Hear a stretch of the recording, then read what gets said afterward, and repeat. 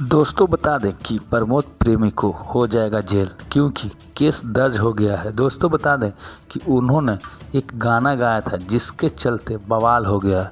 दोस्तों बता दें कि गाना का नाम था लालू पसंद करेले।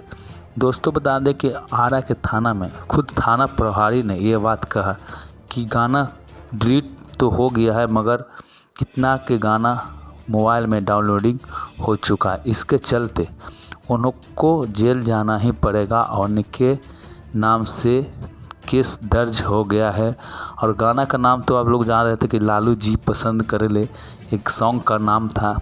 और प्रमोद प्रेमी को कहना था यही बात कि हंसी मजाक में हम गाना गा चुके हैं, मगर फिर भी अपने सोशल मीडिया के माध्यम से उन्होंने माफ़ी मांगा। फिर भी ये बात इतनी तेज़ी से वायरल हो गया कि उनको खिलाफ़ केस दर्ज हो गया है और वो बहुत जल्द जेल जा सकते हैं। दोस्तों बता दें कि गाना गाना पड़ेगा नेताओं के खिलाफ़, राजनेताओं के खिलाफ़ गाना गाने के चलते उनको काफ़ी दिक्कत का सामना करना पड़ सकता है और पड़ रहा है दोस्तों।